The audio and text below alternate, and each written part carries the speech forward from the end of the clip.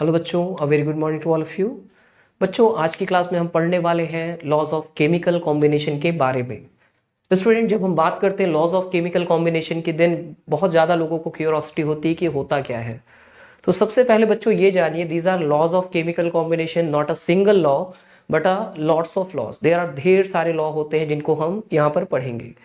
अब ये होते क्या है बच्चों, हम अपनी डे टू डे लाइफ में बहुत सारी केमिकल रिएक्शंस के बारे में पढ़ते हैं या फिर जानते हैं।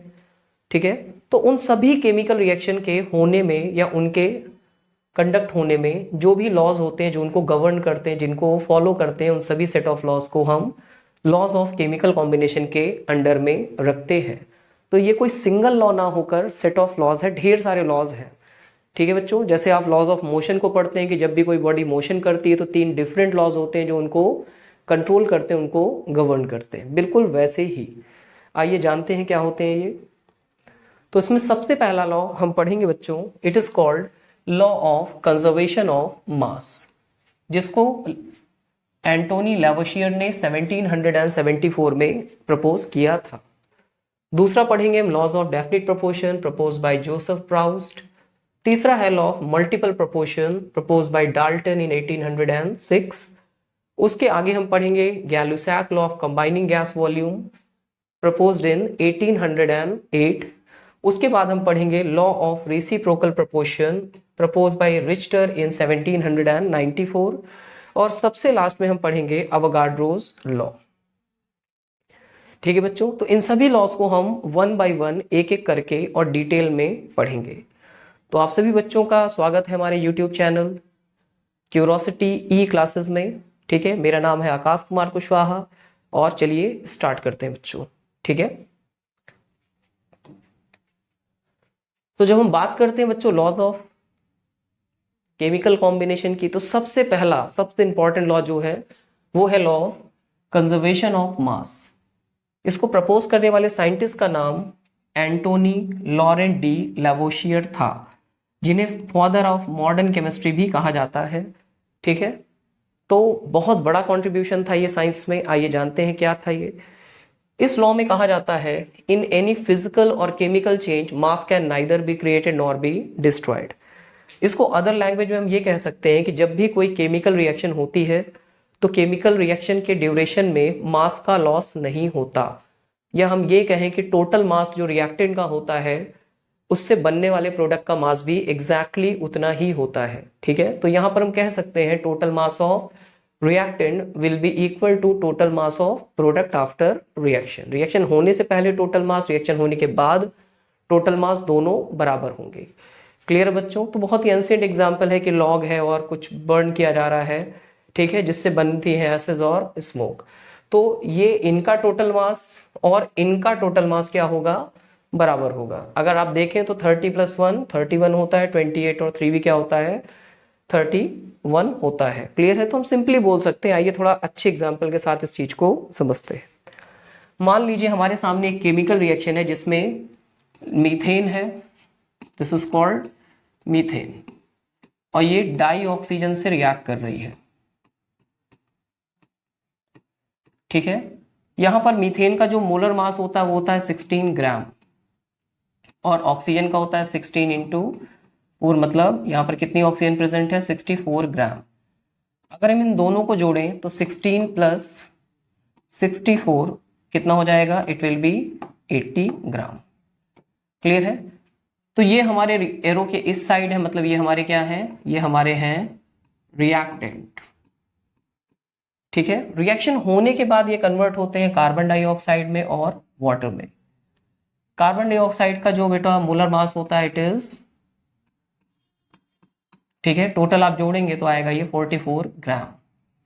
वहीं पर एक वाटर मॉलिक्यूल का 18 होता है, तो 2 वाटर मॉलिक्यूल का कितना हो जाएगा, इट विल बी 36 ग्राम। और अगर आप इन दोनों को जोड़ेंगे तो कितना आएगा, here you will get 80 gram again. तो आप यहां पर साफ साफ देख सकते हैं कि रिएक्शन से पहले जो टोटल मास था वो था 80 ग्राम, और रिएक्शन होने के बाद जो टोटल मास था वो भी था कितना, 80 ग्राम। तो हम कह सकते हैं यहाँ पर law of conservation of mass follow हो रहा है। ठीक है बच्चों, आइए अगले एग्जांपल पे मूव करते हैं। इस बार हमारे सामने सेम है, जिसको जोड़ा गया है तो यहाँ पर भी हम देख सकते हैं दैट इज ऑल्सो 80। तो यहाँ पर भी सेम चीज प्रूफ की जा रही है। इसके अगले एग्जाम्पल में देखते हैं। ठीक है, तो यहाँ पर बच्चों हमारे पास है हाइड्रोजन, जो कि एक बहुत अच्छा फ्यूल है, one of the best green fuel. ठीक है, जिसको बर्न किया जा रहा है ऑक्सीजन के प्रेजेंस में और एज अ रिजल्ट वहां पर वाटर बन रहा है। तो ऐसी कंडीशन में अगर आप जोड़ेंगे हाइड्रोजन का टोटल मास तो दैट इज 1 इंटू 4। एक हाइड्रोजन का 1 ग्राम होता है, लेकिन ऐसे 4 है तो टोटल कितना होगा 4 ग्राम। बिल्कुल वैसे ही ऑक्सीजन का 16 होता है, 16 टू जा it will be 32 gram. Clear है? And it will be 2 into 18। Water का 18 होता है तो कितना हुआ बच्चों, जोड़िए इसको, ये हुआ 36 ग्राम। तो इधर अगर आप जोड़ेंगे 32 और 4 तो कितना आ रहा है 36 ग्राम, और इधर भी कितना आ रहा है 36 ग्राम। तो रिएक्टेंट का जो टोटल मास है रिएक्शन से पहले वो 36 ग्राम है, और प्रोडक्ट का जो मास है रिएक्शन के बाद वो भी 36 ग्राम है। तो रिएक्टेंट का टोटल मास और प्रोडक्ट का टोटल मास क्या है, बराबर है। So it will be following law of conservation of mass. Clear बच्चों? अगले एग्जाम्पल पे मूव करते हैं। अगला एग्जाम्पल है हमारा कि एक HCl जो कि एक एसिड है और वो NaOH से रिएक्ट कर रही है, जिससे H2 और NaCl बन रहा है। अगर हम HCl के मास की बात करें तो एक हाइड्रोजन का 1 होता है और क्लोरीन का 35.5। अगर इसको हम जोड़ें तो 1 प्लस 35.5 मतलब कितना आ जाएगा 36.5 ग्राम। ठीक है, और इसका जोड़ें एक सोडियम का 23 होता है, ऑक्सीजन का 16 होता है और हाइड्रोजन का 1 होता है। ठीक है, आप टोटल जोड़ेंगे तो आएगा 40 ग्राम। सो इस तरह से इस साइड जो टोटल मास है वो कितना है, वो 36 और ये तो मतलब टोटल कितना हो गया अगर आप जोड़ेंगे तो 76.5 ग्राम। ठीक है, ये क्या है आपका मास ऑफ रिएक्टेंट।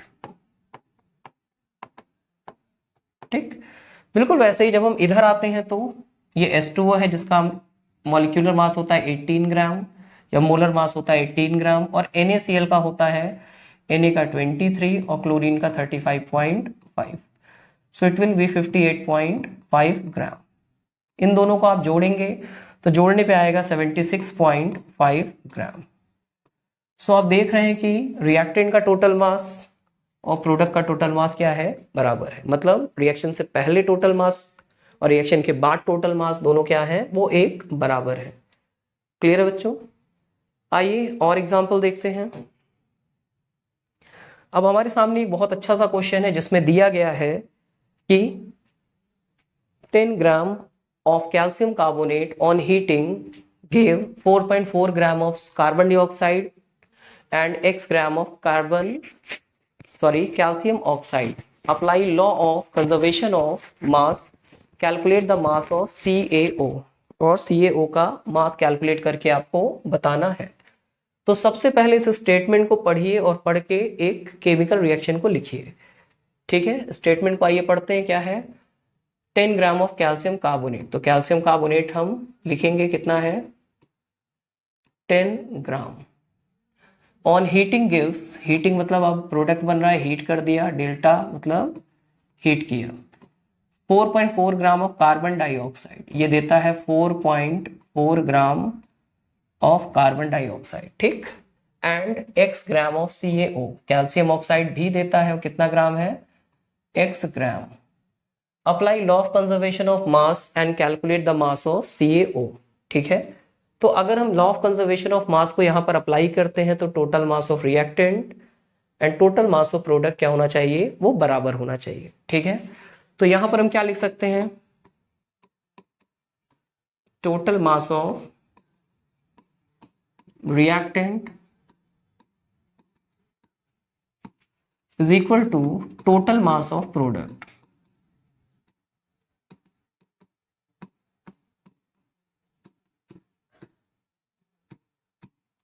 ठीक है, total mass of reactant will be equal to total mass of product.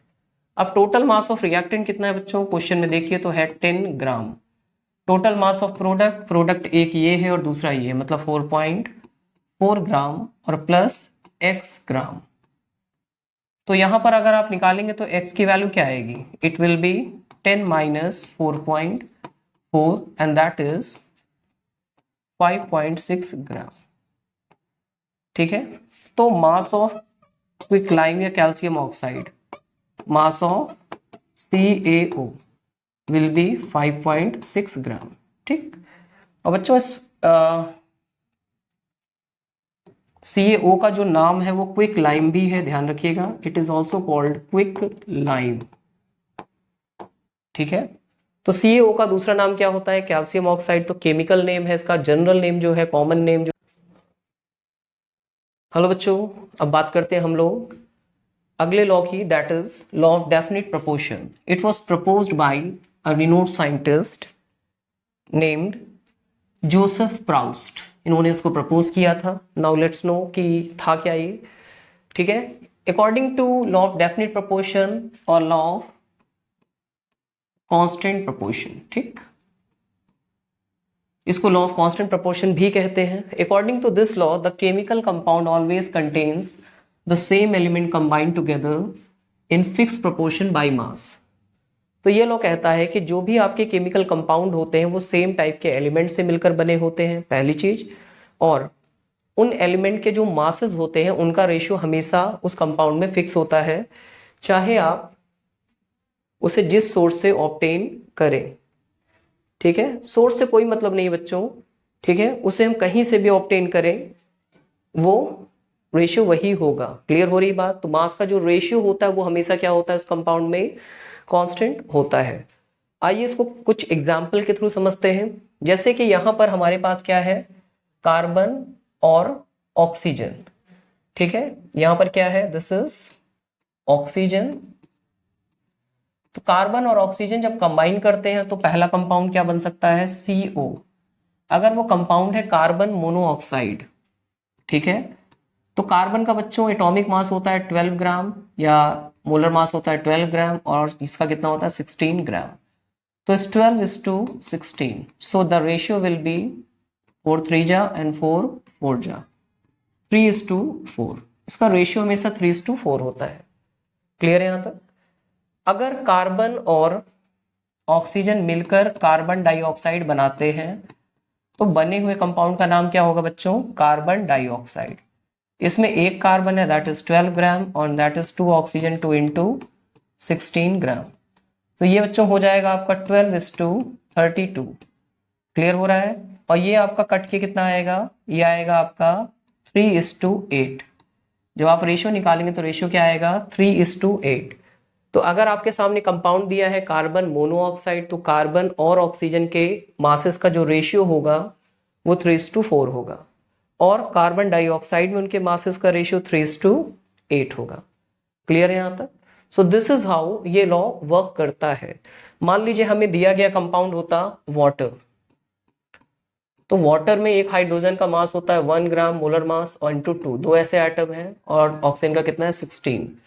So it will B 2:16 और 1:8। रेशियो निकालेंगे तो क्या आएगा? 1:8। तो हाइड्रोजन और ऑक्सीजन के मासेस का जो रेशियो होगा वो 1:8 होगा।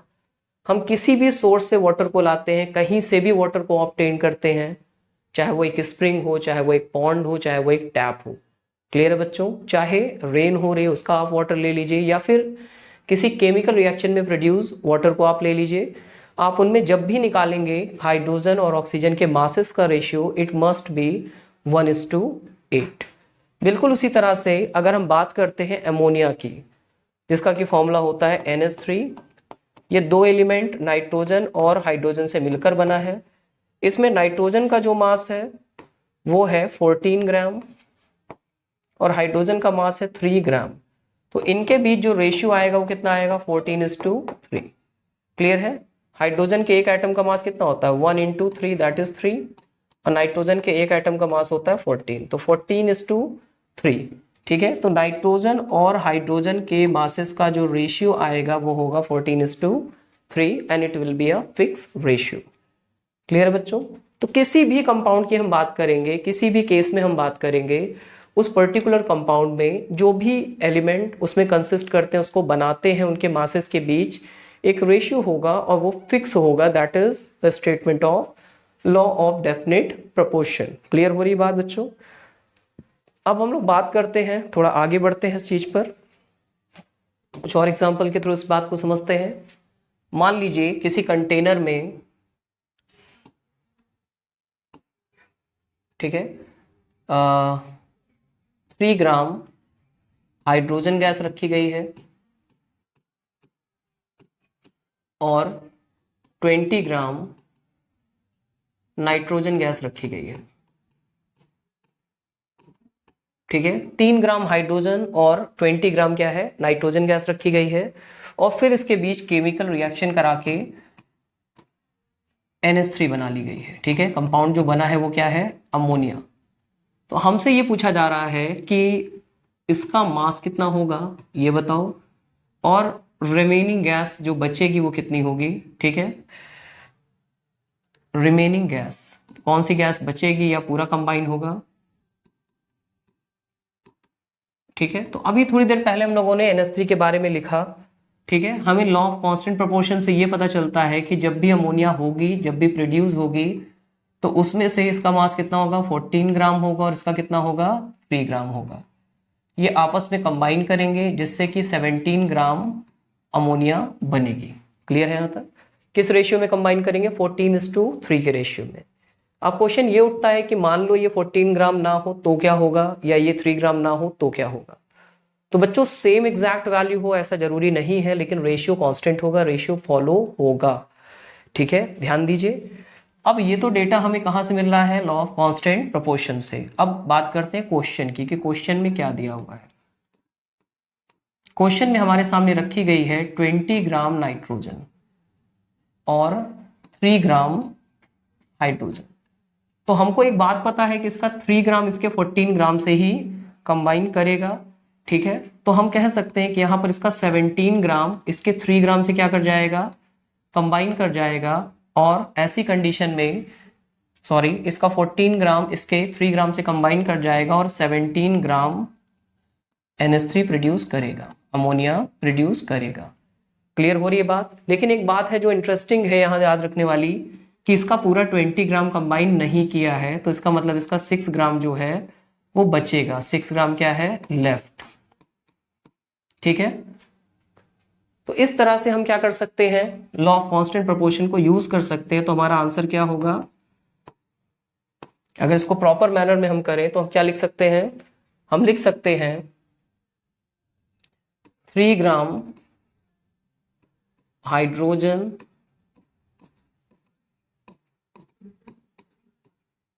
combines with 14 gram nitrogen.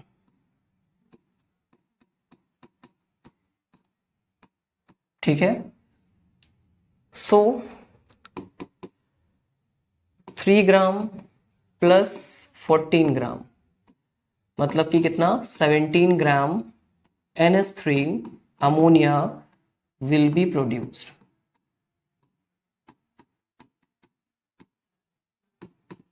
ठीक है, वो प्रोड्यूस होगी। क्लियर है, कितना, 17 ग्राम। और चूंकि आपने देखा कि 14 ग्राम ने नाइट्रोजन ने कंबाइन किया है और 6 ग्राम क्या है, वो बच गया है। तो आप यहां पे लिखेंगे 6 gram nitrogen gas will be left.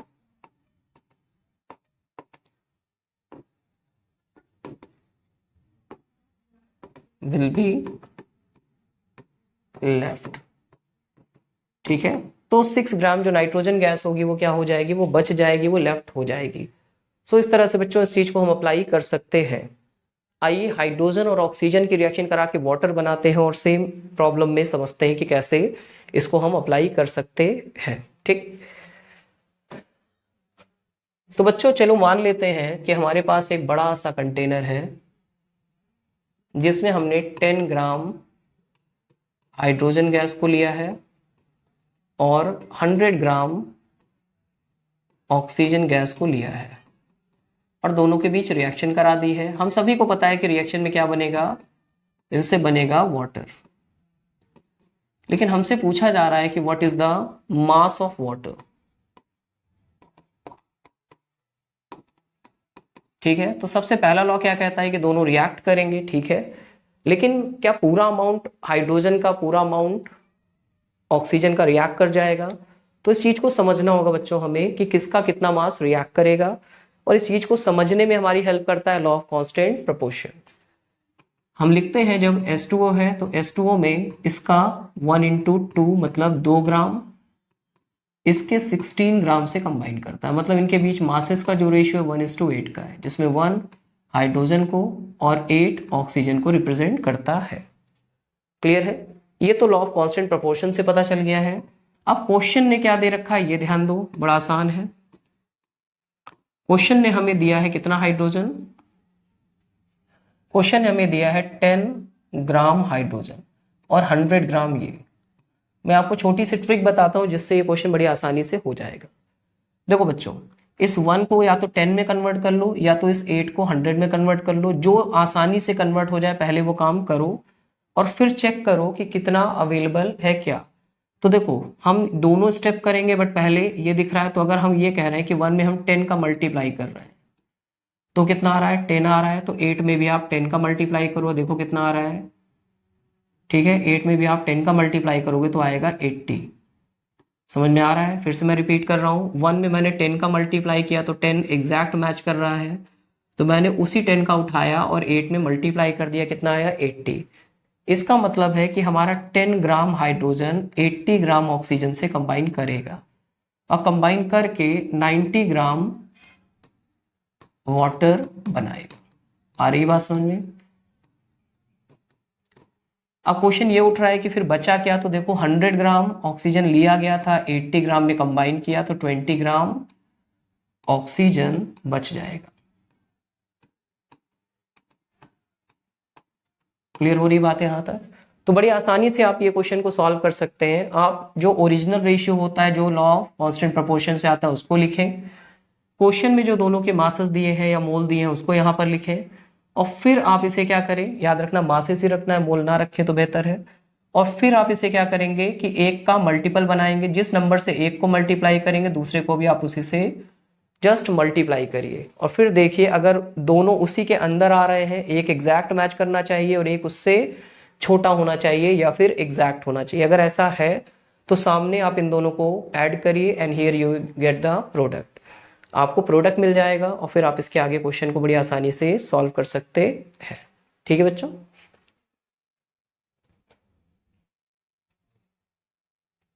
बच्चों मान लीजिए किसी कंटेनर में 100 ग्राम कार्बन को और 100 ग्राम ऑक्सीजन को रखकर बर्न करा दिया जाता है। ठीक है, 100 ग्राम कार्बन है और 100 ग्राम क्या है, ऑक्सीजन है।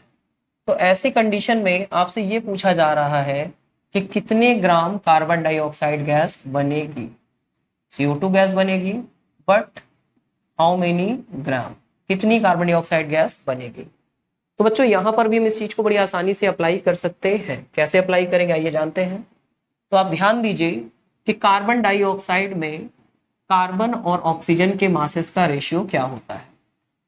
एक कार्बन का होता है 12 ग्राम, एक ऑक्सीजन का होता है 16 ग्राम और इंटू 2 मतलब 32 ग्राम। तो इनके मासेस का जो रेशियो है वो है 12:32। ठीक है, 4 3 जा और 4 8 जा मतलब 3:8। ये इनके मासेस का रेशियो है। क्लियर है? सबसे पहले आप law of constant proportion apply करिए और जो भी बनने वाला कंपाउंड है उसके मासेस के रेशियो को यहाँ पर लिख दीजिए। ठीक है, अब आप ध्यान दीजिए कि इस मासेस के रेशियो से हम आंसर निकालेंगे। तो कार्बन का ऑक्सीजन से जो मासेस का रेशियो है वो कितना है बच्चों, 3:8 का। अब हमारे क्वेश्चन में क्या दिया है उसको भी आप लिख लीजिए अकॉर्डिंग टू क्वेश्चन। ठीक है, इसका भी 100 ग्राम है और इसका भी 100 ग्राम है। अब हमको ये सोचना है कि कितना कितना कंबाइन करेगा और कितना बचेगा। तो अगर कोई आपसे ये पूछे कि 3 को आप 100 बना सकते हो या फिर 8 को आप 100 बना सकते हो तो आप ऐसा कर सकते हो, लेकिन आप देख सकते हो कि अगर दोनों का सेम अमाउंट लिया जाएगा तो ये ज्यादा, इसका कम अमाउंट की नीड है और इसके ज्यादा अमाउंट की नीड है। आ रही बात समझ में? मतलब अगर दोनों का बराबर 10-10 ग्राम हम लेते या मान लो उसका 8 ग्राम लेते और इसका 8 ग्राम लेते तो उसका 5 ग्राम बच जाता। समझ पा रहे हैं? तो दोनों का अगर इक्वल अमाउंट हम लेंगे तो उसका कुछ अमाउंट बच जाएगा, और जो बच जाता है उसको कहते हैं एक्सेस रिएजेंट। Access reagent. और जो पूरा कंज्यूम हो जाता है उसे कहते हैं लिमिटिंग रिएजेंट।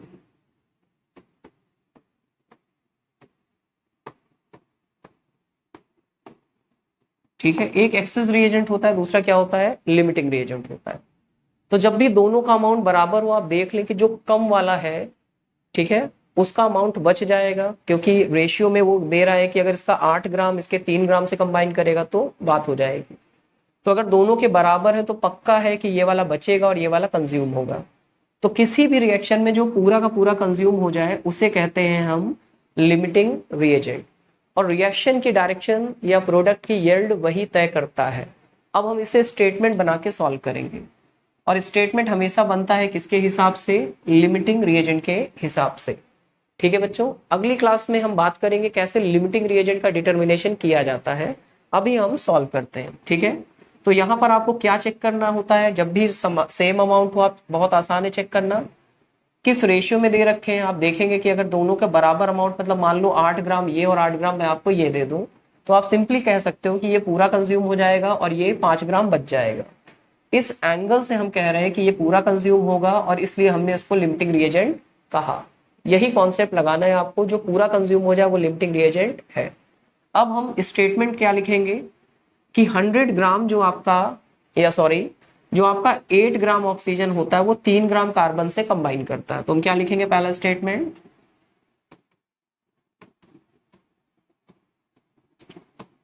ठीक है, हमारा स्टेटमेंट होगा 8 ग्राम ऑक्सीजन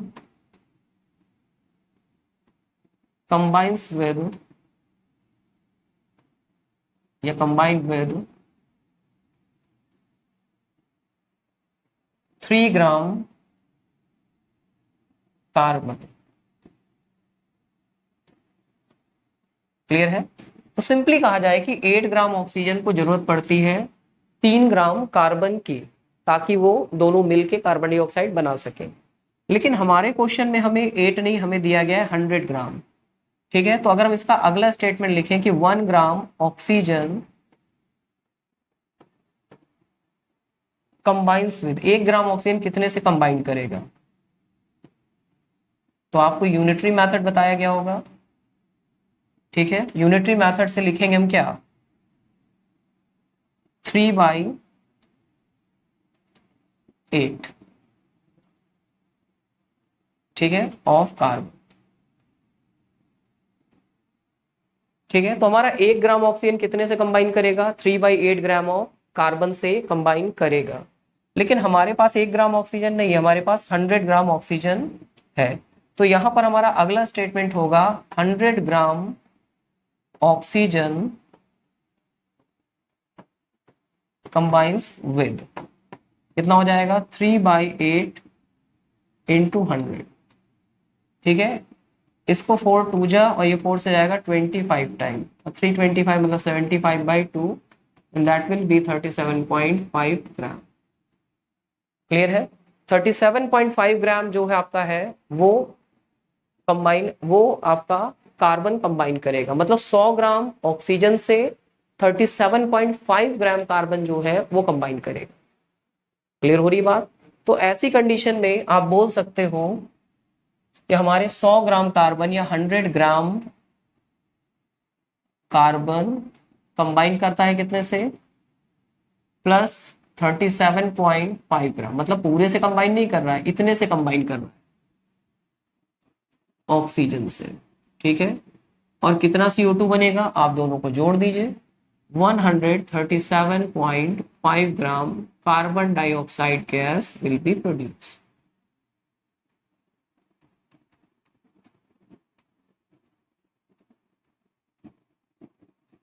आ रही बात समझ में? और कुछ बचेगा तो आंसर है यस।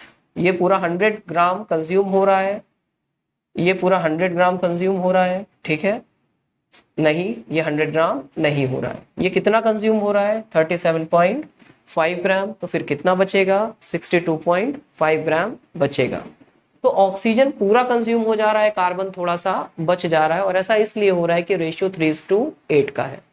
ठीक है, जब 3 ग्राम कार्बन कंज्यूम होगा तो उसके रिस्पेक्ट में 8 ग्राम ऑक्सीजन, मतलब उसके डबल से भी ज्यादा कंज्यूम होगा। तो ऐसी कंडीशन में हम कह सकते हैं कि हमारा पूरा का पूरा 100 ग्राम ऑक्सीजन जब कंबाइन करेगा तो केवल 37.5 ग्राम ऑफ कार्बन से करेगा, ना कि पूरे 100 ग्राम से करेगा। इसीलिए जो प्रोडक्ट की यील्ड है या कार्बन डाइऑक्साइड का जो मास है वो आएगा 137.5 ग्राम। क्लियर बच्चों? तो इस तरह से बड़ी आसानी से हम समझ सकते हैं कि जब दो एलिमेंट आपस में रिएक्ट करते हैं तो वो एक फिक्स मास के रेशियो में रिएक्ट करते हैं और प्रोडक्ट बनाते हैं, जिसका determination law of constant proportion को लगाकर भी बड़ी आसानी से किया जा सकता है। ठीक है बच्चों, तो अब बात करते हैं हम लोग का अगला लॉ क्या है, आइए जानते हैं इसके बारे में।